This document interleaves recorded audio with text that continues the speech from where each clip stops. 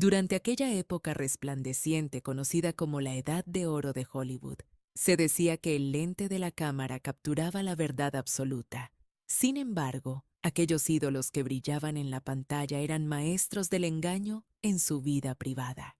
Al mismo tiempo que los grandes estudios cinematográficos diseñaban bodas de ensueño y sonrisas de porcelana para el público, en las sombras, crecía una generación oculta, niños prohibidos, cuya mera existencia era considerada un error imperdonable. Estos pequeños resultado de pasiones clandestinas y romances vetados fueron ocultados bajo llave para salvaguardar la taquilla. Inocentes que terminaron cargando sobre sus hombros la penitencia de unos pecados que no cometieron. Tomemos el caso de Judy Lewis. En aquel Hollywood deslumbrante donde la reputación valía más que el talento y la ética era una cláusula negociable en los contratos, vino al mundo una niña destinada a ser un fantasma en vida.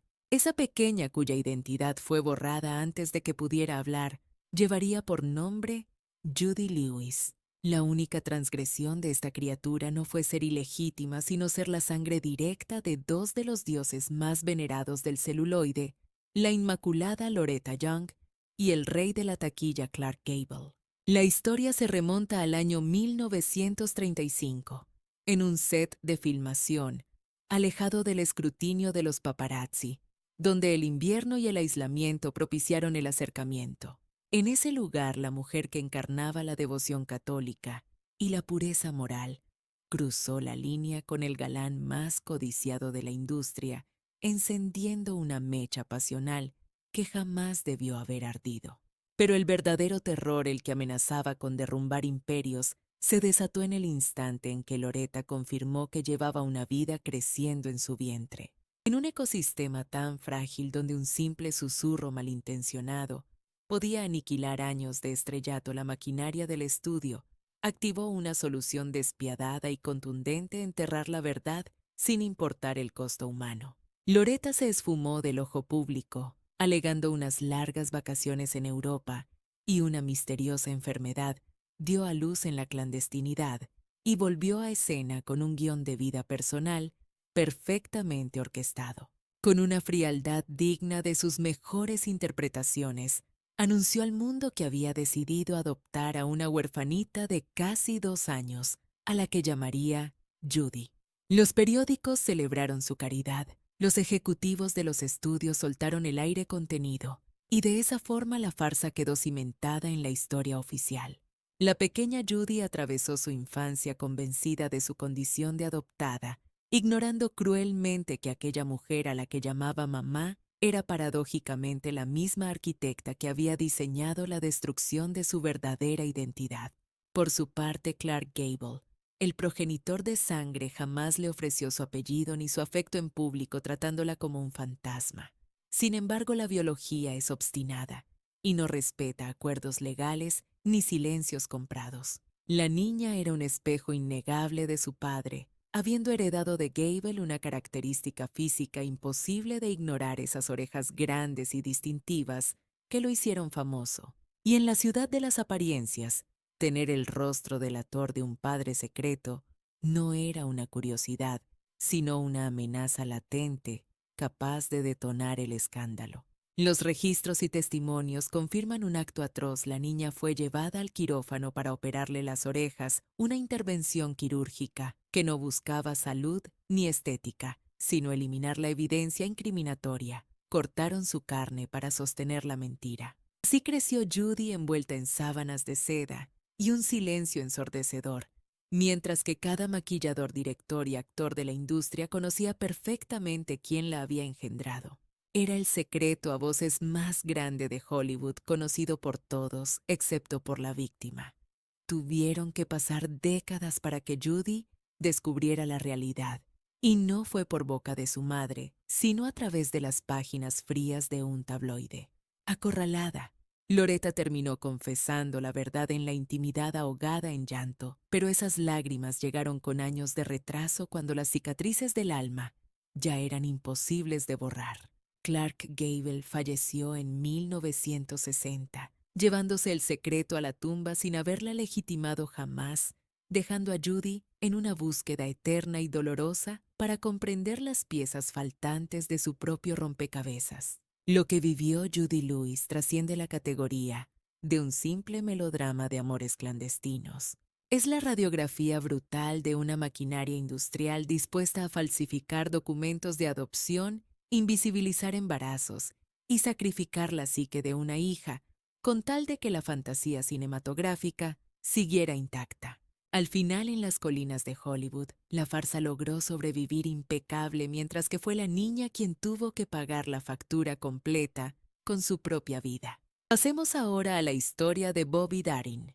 Durante la inmensa mayoría de su existencia, este ícono vivió sumergido en una narrativa biográfica que no era más que humo y espejos. Aquí no hablamos de una estrategia de marketing, de un estudio ni de chismes de pasillo, sino de un engaño mucho más visceral, íntimo y devastador, que atacaba los cimientos mismos de quien era él. Aquel hombre que sedujo al planeta entero con su carisma arrollador, su ritmo inigualable y una confianza que parecía a prueba de balas. En realidad edificó su vida sobre arenas movedizas, sobre una ficción elaborada meticulosamente por las únicas personas en el mundo en las que depositaba su fe ciega. Llegó al mundo en el año 1936, siendo el resultado inoportuno de un romance que la rígida sociedad de aquel entonces consideraba una aberración inaceptable. Su madre biológica era apenas una adolescente soltera, una niña, teniendo un niño, y para esquivar la vergüenza pública, el clan familiar tomó una determinación drástica que alteraría el curso de su destino perpetuamente. Bobby fue educado bajo la convicción absoluta de que su abuela era su madre natural y que quien realmente le había dado la vida era simplemente su hermana mayor. Una falacia que no se dijo una sola vez, sino que se reforzó a diario. Esta charada se mantuvo firme ladrillo a ladrillo año tras año, hasta solidificarse como la única verdad tangible en el universo del joven artista. La maniobra de ocultamiento fue un éxito rotundo. Bobby maduró forjando una personalidad de acero desafiante y segura, escalando hasta convertirse en una luminaria de la música. Acumuló éxitos en las listas de popularidad, protagonizó películas taquilleras y se bañó en el aplauso y la adoración de millones de fanáticos. Para el observador externo era un hombre que había conquistado la cima, pero bajo la superficie la verdad aguardaba agazapada y silenciosa, esperando el instante preciso para emerger. El golpe de realidad le llegó en la cúspide de su fama y no vino envuelto en una conversación terapéutica ni planificada con delicadeza. Fue un bombazo brutal, una revelación escupida con rabia en medio de una acalorada disputa doméstica que se salió de control. En una fracción de segundo, la arquitectura completa de su existencia se vino abajo. Aquella mujer a la que había tratado como hermana y confidente durante toda su niñez resultó ser su madre biológica, y la matriarca a la que veneraba como mamá era en realidad su abuela. El impacto emocional fue comparable a un terremoto interno. La psique de Bobby Darin quedó profundamente fracturada tras semejante descubrimiento. Quienes lo rodeaban en aquel entonces relatan cómo se sumió en un abismo de cuestionamientos existenciales, desarrollando una obsesión casi enfermiza por definir qué era la verdad, qué era auténtico y quién diablos era él en realidad. Su estilo musical se transformó, sus ojos perdieron brillo. Esa arrogancia segura que destilaba en el escenario pasó a ser una máscara que ocultaba una grieta espiritual que jamás sanaría por completo. Aquella mentira monumental se había tejido originalmente con las mejores intenciones: escudar a una madre adolescente del escarnio público y salvar a un niño inocente de la etiqueta maldita de la ilegitimidad. Sin embargo, el precio a pagar fue exorbitante. Bobby Darin se vio condenado a transitar la segunda mitad de su vida tratando de reconciliarse con su propio reflejo. Dedicó la totalidad de su existencia a tratar de fusionar al ídolo público con el niño al que le arrebataron su verdadera identidad. Su partida prematura a los 37 años le impidió sanar esa profunda grieta emocional.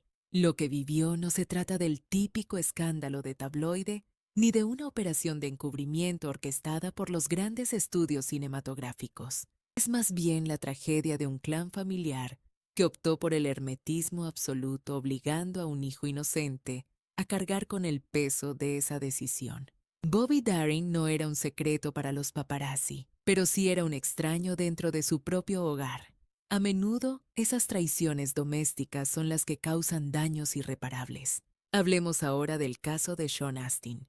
El actor Sean Astin llegó al mundo inmerso en un torbellino de incertidumbre ajeno a él, una confusión que definiría su biografía durante décadas. Su relato no inicia con una simple mentira, sino con una duda mucho más corrosiva. Creció con la interrogante constante sobre quién era su progenitor biológico, una llama avivada por la irresponsabilidad de los Simmons Douglas. Adultos a su alrededor, los chismes incesantes y una industria del entretenimiento voraz que no respeta ni siquiera la infancia. Corría el año 1971 cuando Patty Duke se convirtió en madre, siendo apenas una adolescente de 17 años. Aunque era una estrella juvenil adorada por las masas, su vida personal era un desastre luchando contra lo que hoy identificaríamos como un trastorno bipolar severo y sin tratamiento. En medio de ese periodo de inestabilidad emocional, había mantenido romances fugaces con diversos hombres. La situación era tan caótica que al momento del parto, ni siquiera ella misma tenía la certeza de quién era el verdadero padre del bebé. La especulación se disparó con tres candidatos principales. El primero en la lista era Desi Arnaz Jr., el vástago de Lucille Ball, y Desi Arnaz, siendo el heredero de la realeza televisiva de Estados Unidos, el rumor tenía una potencia devastadora. La mera sugerencia de que el hijo de la amada serie I Love Lucy estuviera involucrado en un embarazo adolescente era un escándalo que esa familia obsesionada con la perfección no podía tolerar. Inmediatamente levantaron muros de silencio, impusieron distancia y negaron todo rotundamente. No hubo confirmación, pero tampoco claridad. En el ojo del huracán, Patty Duke tomó una decisión visceral y se casó precipitadamente con Michael Tell, un hombre que era prácticamente un desconocido para ella. Aquella unión matrimonial fue efímera, durando escasamente 13 días antes de ser anulada, pero irónicamente ese breve lapso contendría la clave del misterio. Michael Tell se desvaneció del panorama rápidamente, dejando el espacio libre para que otro hombre asumiera el rol paterno, el actor John Astin, quien acogió al niño, le otorgó su apellido y le brindó el amor y la estabilidad que tanto necesitaba. Durante muchísimos años, Sean creció con la convicción absoluta de que John Astin era su padre de sangre. Parecía un caso cerrado, pero el destino tenía otros planes. Ya en su etapa adulta, la curiosidad lo llevó a realizarse una prueba de ADN. Los resultados científicos fueron inapelables. Su padre biológico resultó ser Michael Tell, el esposo de las 2 semanas y no el famoso Desi Arnaz Jr., ni su amado John Astin. La verdad emergió tras años de conjeturas. Así Sean Astin terminó con una trinidad de padres, el que lo crió con afecto, el que los medios señalaban con el dedo, y el que la genética dictaminó. Lejos de derrumbarse, supo asimilar esta compleja realidad con una entereza admirable.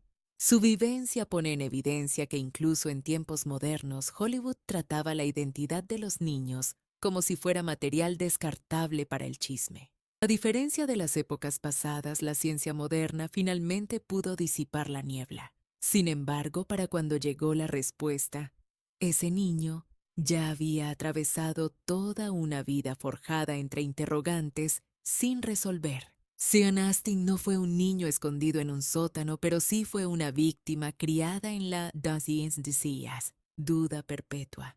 Y a veces el no saber quién eres duele con la misma intensidad que una mentira directa. Si este relato te ha parecido interesante, escribe el número 1 en los comentarios. Si no te gustó, deja un 0. Valoro enormemente tu honestidad. Pasemos a la historia de Carol Ann y Charlie Chaplin.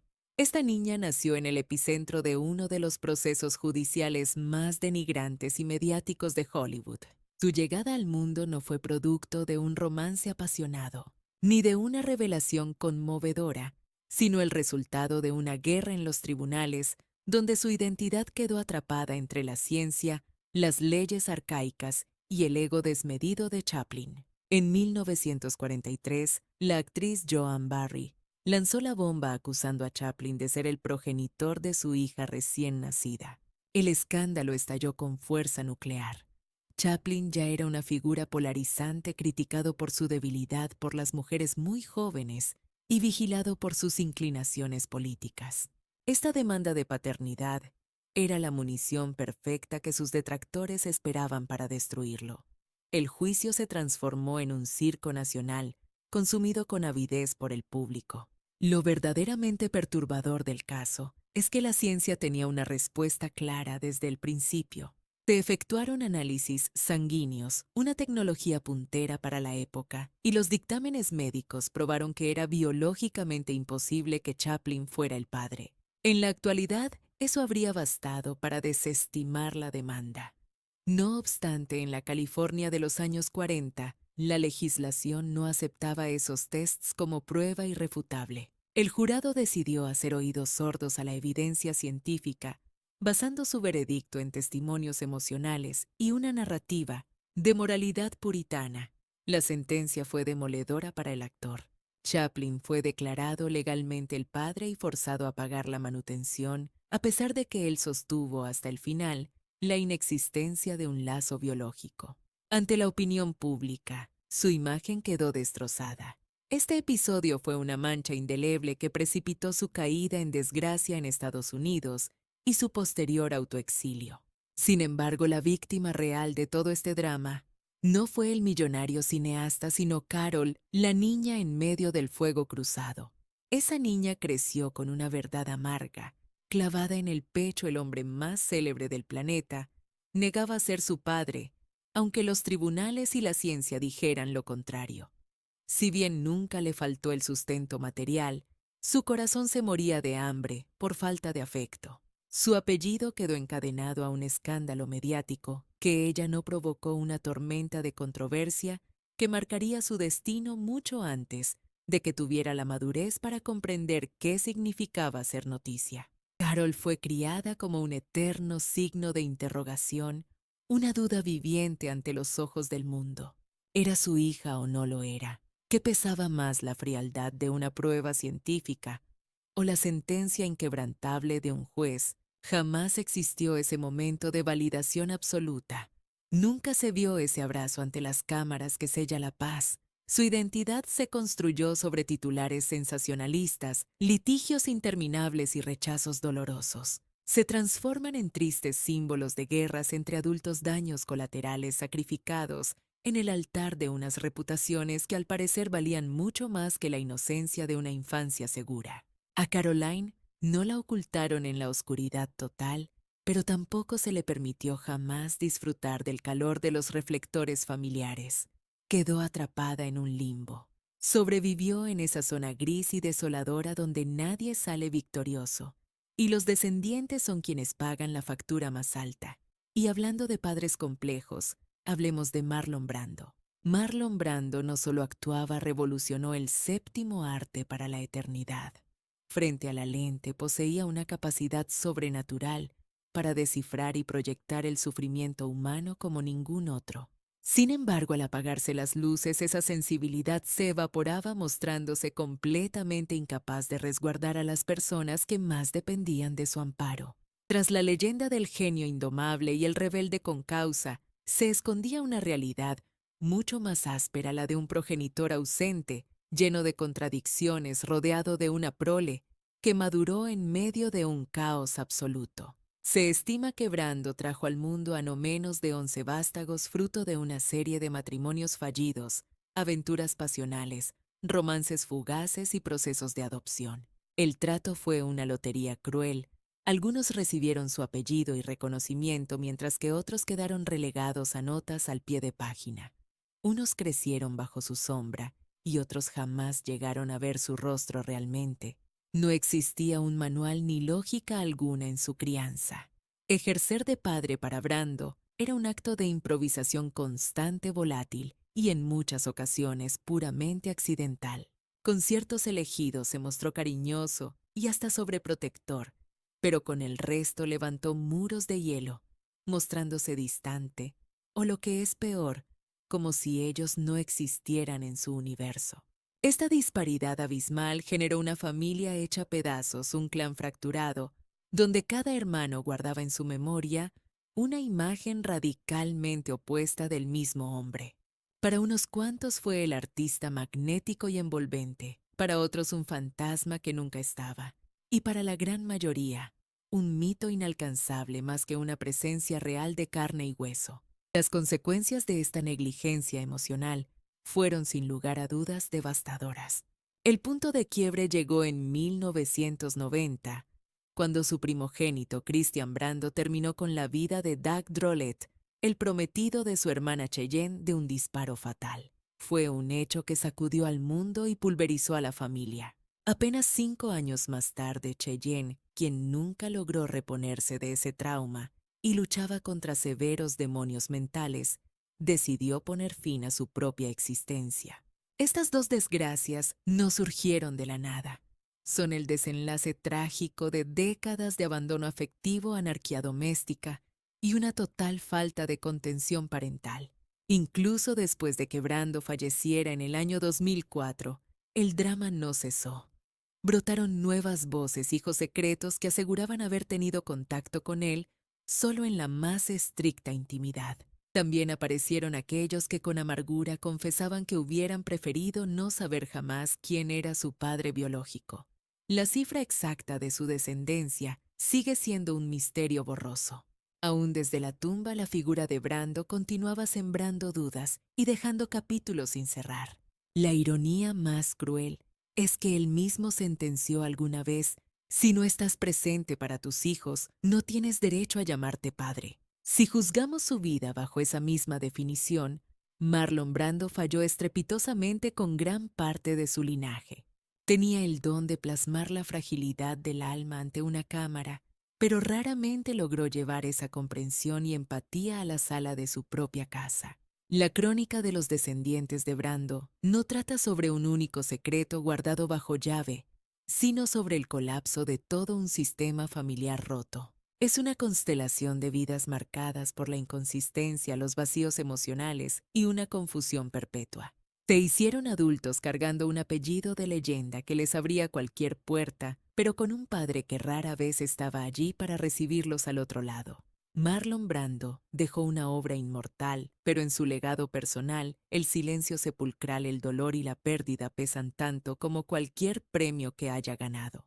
Porque en la industria de Hollywood, a veces ni el talento más grande basta para salvar a quienes viven fuera del encuadre de la cámara. Pasemos ahora a Joan Crawford. Durante décadas se vendió ante el mundo como el ejemplo perfecto de la maternidad moderna en la era dorada de Hollywood. Se proyectaba como una mujer de acero independiente sin necesidad de marido, que había elegido formar una familia mediante la adopción.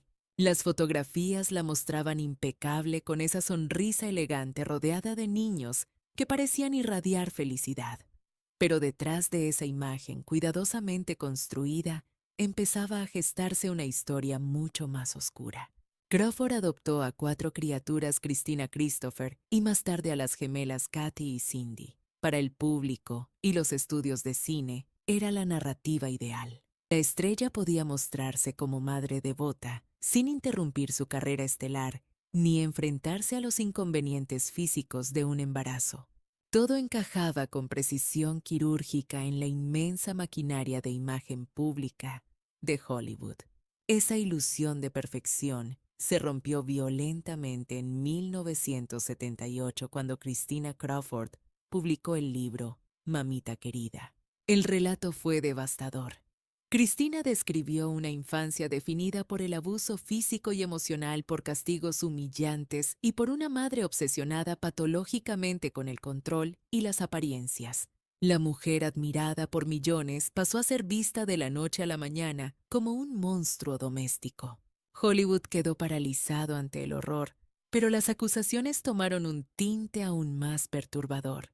Se volvió realmente siniestro cuando Cristina insinuó que las adopciones no habían nacido del amor maternal, sino de la pura conveniencia. Según su testimonio, los niños fueron adquiridos a través de intermediarios turbios e integrados a la vida de Crawford como simples accesorios de utilería. Se trataba de una maniobra fríamente calculada para pulir su reputación, donde los pequeños no eran seres humanos con carencias afectivas, sino simples accesorios de marketing, diseñados para brillar ante los focos y vender una fantasía de perfección doméstica. No obstante, el drama estaba lejos de concluir con esas declaraciones.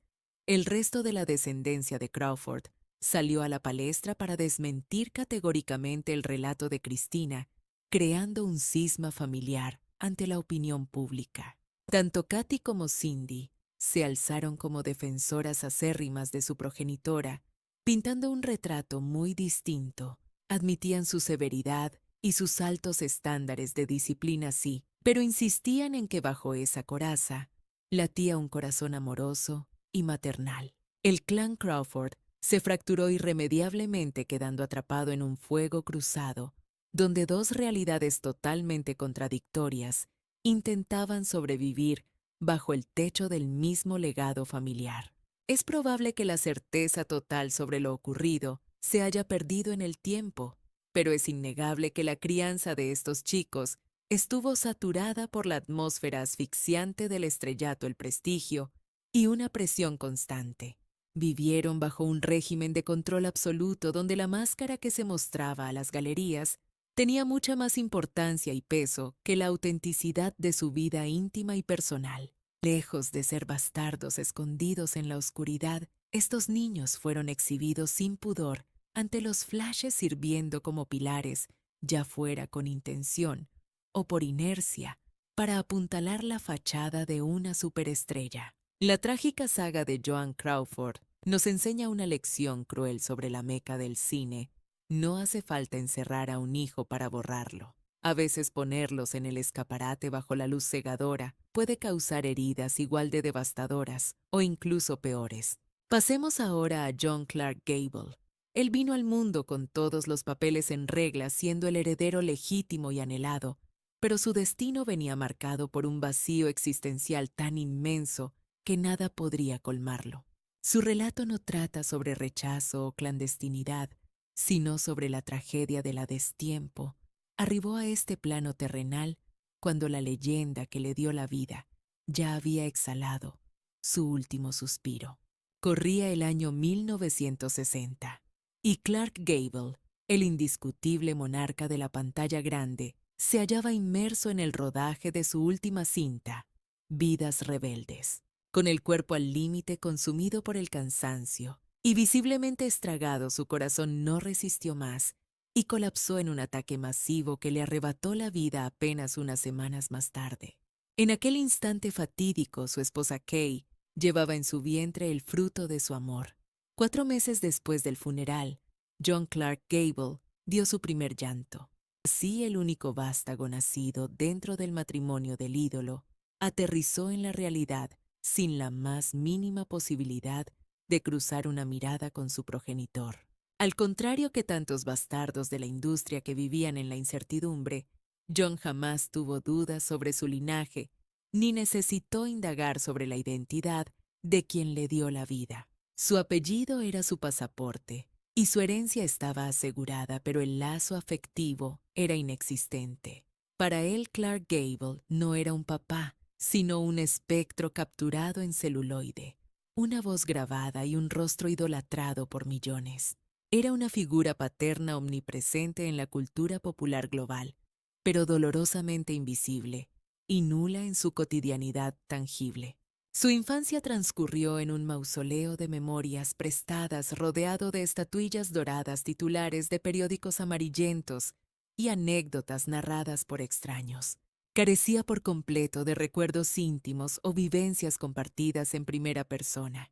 Nunca hubo un abrazo reconfortante ni un consejo paternal, solo la sombra alargada de un titán del cine que llegaba antes que él a cualquier lugar marcando cada paso de su existencia con expectativas imposibles. Llevar la sangre de Clark Gable se transformó en una espada de doble filo era su mayor privilegio aristocrático y al mismo tiempo su cruz más pesada. Mientras Judy Lewis, su media hermana, vivió en el exilio del secreto y la negación, John encarnaba la antítesis, fue celebrado y legitimado, pero condenado a la orfandad desde su primer aliento.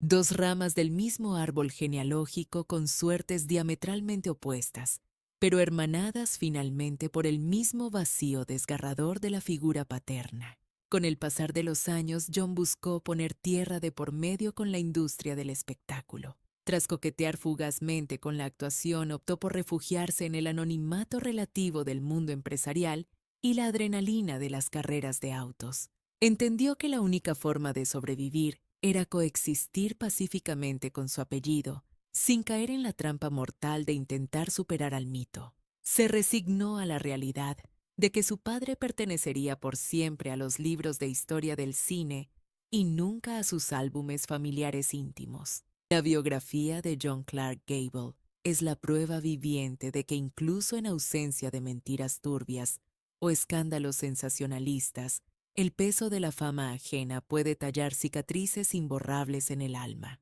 Queda patente que no todas las víctimas colaterales de Hollywood tuvieron que vivir escondidas en sótanos oscuros. Algunos se marchitaron bajo la luz más brillante, careciendo desesperadamente del afecto de la única persona que realmente importaba. Te agradecemos enormemente que nos hayas acompañado hasta el desenlace de esta narración. Si sigues con nosotros, escribe el número 2 en la caja de comentarios para hacérnoslo saber.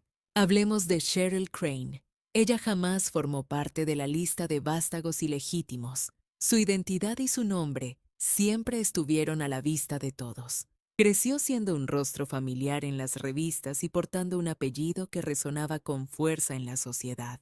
Sin embargo, al cumplir los 14 años, su inocencia fue aniquilada de manera brutal, sumergiéndola de golpe en uno de los episodios más tenebrosos y sangrientos de la crónica roja de Hollywood. Su existencia cambió irrevocablemente en el transcurso de una sola velada fatídica, el 4 de abril de 1958. Cheryl residía bajo el mismo techo que su madre, la icónica Lana Turner, quien encarnaba como nadie el ideal del glamour y la sofisticación estadounidense. Pero tras esa fachada de perfección inmaculada, bullía un caldero de toxicidad y peligro latente. Turner estaba enredada sentimentalmente con Johnny Stompanato, un sujeto oscuro ligado a la mafia conocido por su temperamento volcánico, sus celos enfermizos y su historial de abusos. Aquella mansión distaba mucho de ser un refugio. Era una zona de guerra psicológica. Aquella noche específica, la disputa verbal entre la actriz y el gánster cruzó la línea hacia la agresión física. El aire se llenó de alaridos y amenazas de muerte. Cheryl, paralizada por el terror adolescente, vio con sus propios ojos cómo su madre era atacada salvajemente. Impulsada por un instinto de supervivencia ciego, corrió a la cocina, empuñó un cuchillo y se lo clavó a Stompanato. El matón exhaló su último aliento apenas unos minutos más tarde. Lo impensable había ocurrido. La niña de una celebridad había asesinado al novio de su mamá. El titular detonó en los medios con la fuerza de un explosivo nuclear. La prensa sensacionalista ignoró el trauma de la menor para centrarse morbosamente en la destrucción total de la leyenda dorada de la familia. El aura de divinidad de Lana Turner se hizo añicos instantáneamente. Tras una investigación exhaustiva, la justicia determinó que el acto había sido un homicidio justificado, en legítima defensa. Afortunadamente, Cheryl se libró de ser recluida en un centro de detención juvenil o reformatorio. Aunque el expediente judicial se archivó, la herida social permaneció abierta, supurando durante décadas a través de rumores maliciosos que jamás cesaron. Las malas lenguas de la industria no tardaron en esparcir el veneno, insinuando que la verdadera mano ejecutora contra Stompanato había sido la diva Lana Turner y que su hija Cheryl, aprovechando su condición de menor de edad, simplemente había servido de chivo expiatorio para encubrirla. Aunque jamás apareció una sola evidencia forense que respaldara tal conspiración, el murmullo malintencionado cobró vida propia persiguiendo a ti a ambas mujeres como una sombra ineludible y tóxica durante muchísimas décadas. En la despiadada maquinaria de Hollywood, la simple sospecha funciona como un veredicto de culpabilidad perpetuo del que es casi imposible escapar. Cheryl se vio obligada a madurar cargando esa losa insoportable sobre sus hombros, lo que desencadenó un calvario de colapsos nerviosos desesperados, intentos de quitarse la vida y largas temporadas recluida en sanatorios psiquiátricos. Su propia esencia e identidad quedaron encadenadas para siempre a un episodio sangriento y traumático que ella jamás buscó, pero que terminó definiéndola ante el mundo. Lejos de ser una niña blindada por el estrellato de su madre, se convirtió en una presa fácil, una víctima exhibida en la vitrina pública, sin piedad alguna, por culpa de esa misma fama. Tuvieron que pasar años para que lograra recoger los pedazos, reconstruir su existencia, asumir con orgullo su orientación sexual y hallar un remanso de paz, lejos de los flashes depredadores de la prensa. Sin embargo, las cicatrices del alma son indelebles y la herida nunca sanó por completo.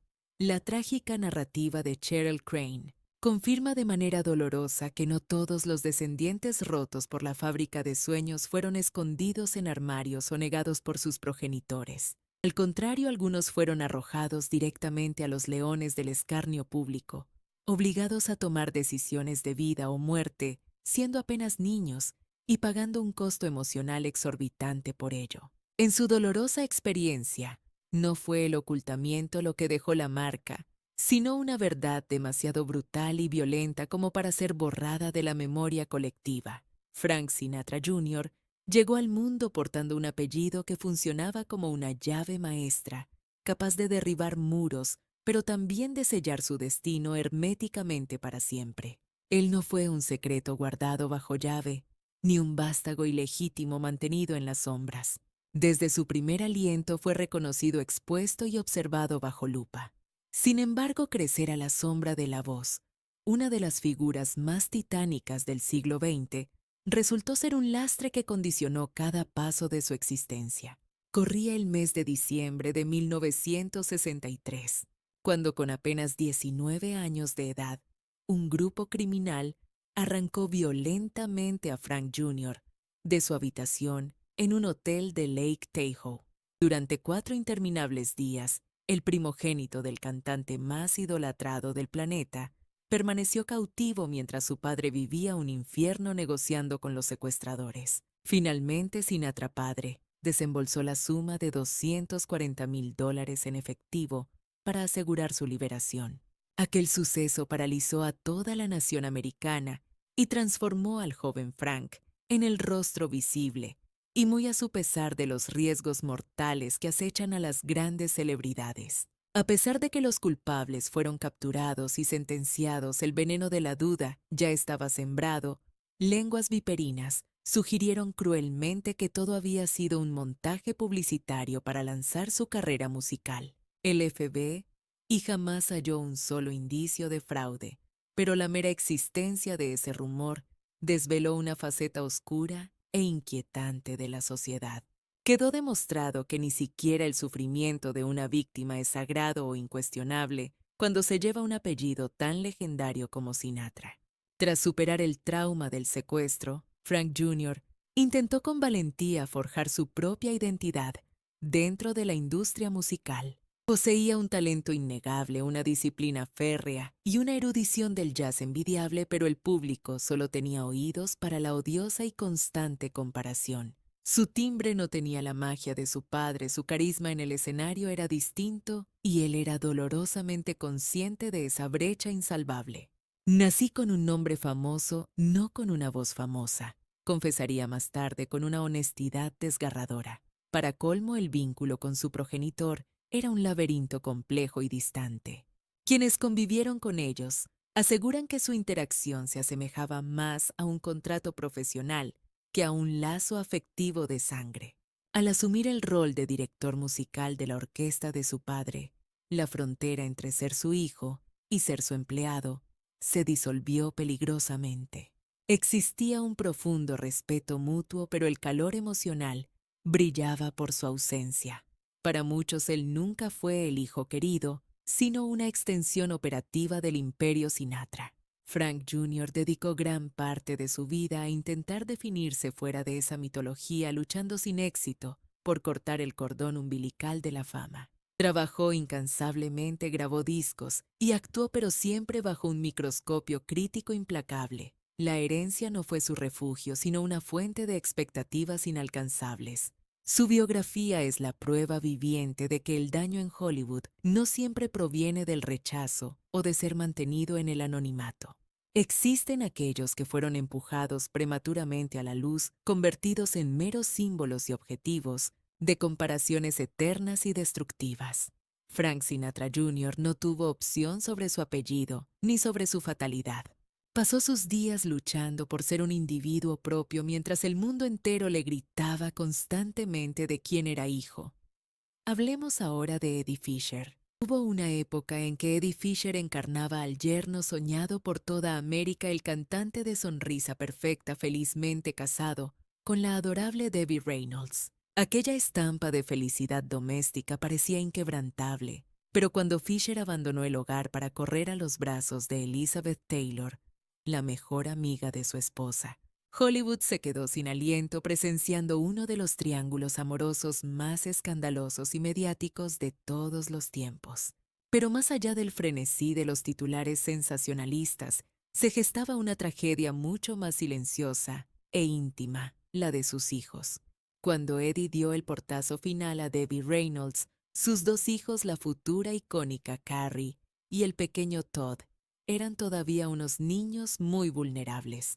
Ese divorcio no solo disolvió un contrato matrimonial, sino que fragmentó el núcleo familiar bajo la mirada inquisidora de millones de espectadores. Desde ese instante fatídico, la figura paterna de Eddie comenzó a desvanecerse de la vida diaria, priorizando sus caóticos romances, matrimonios fallidos y una carrera profesional que entraba en una espiral de inestabilidad. Si bien nunca llegó al extremo de negar su paternidad, públicamente su presencia se volvió esporádica, inconsistente y decepcionante. La propia Carrie Fisher lo describiría años después con lucidez amarga: un hombre encantador y fascinante para la audiencia, pero un fantasma ausente en la intimidad. Era un padre cuyo rostro iluminaba las portadas de las revistas de sociedad y las pantallas de televisión con una frecuencia abrumadora, mucho mayor que la calidez que su familia llegaba a sentir dentro de las paredes de su propia casa. Todd Fisher también rompió el silencio sobre lo que significó madurar con una figura paterna tan lejana, describiéndolo como alguien que parecía pertenecer más a la leyenda pública de Hollywood que a su propia sangre y apellidos. La ironía de esta situación resultaba absolutamente brutal y desgarradora para quienes la vivían desde adentro, marcando una diferencia abismal entre la imagen y la realidad. Eddie Fisher edificó un imperio artístico y construyó toda su carrera cantándole al amor romántico, vendiendo emociones profundas y conexiones del alma a millones de seguidores embelesados. Sin embargo, puertas adentro fue trágicamente incapaz de ofrecer ni una pizca de esa misma seguridad emocional, afecto o estabilidad a sus propios descendientes. Mientras Debbie Reynolds se veía obligada a erigirse como la roca inquebrantable del hogar, Eddie se perdía en un torbellino autodestructivo de romances caóticos, ruina financiera y adicciones, convirtiendo a sus hijos en meros espectadores de segunda fila en el drama de su decadencia. Para la inigualable Carrie Fisher, esa dolorosa ausencia paterna no fue el fin, sino que se transformó en la materia prima esencial de su genio creativo y su característico humor ácido. En sus libros y monólogos, desnudó su alma sin filtros ni censura, relatando el sufrimiento crudo de crecer a la sombra de un ídolo mundial que brillaba por su ausencia en los momentos en que más lo necesitaban. La verdadera cicatriz que cargaban no fue causada por la fama desmedida, sino por el abandono emocional. No se trataba de una negación legal del apellido, sino de la carencia total de un vínculo afectivo real. La narrativa de Eddie Fisher no es la clásica historia de escándalos sensacionalistas sobre hijos ilegítimos mantenidos en secreto o paternidades ocultas bajo la alfombra. Es en cambio el drama de un padre que era omnipresente en los titulares de la prensa rosa, pero que actuaba como un completo fantasma en la vida cotidiana y tangible de sus hijos. En la despiadada industria de Hollywood, a veces el daño más grave no proviene del silencio absoluto, sino de una presencia intermitente, impredecible y emocionalmente hueca, que deja marcas imborrables en el alma. Y para la psique frágil de un niño, esa ausencia parcial y confusa puede llegar a ser tan devastadora y traumática como si hubieran sido borrados por completo de la memoria de su padre.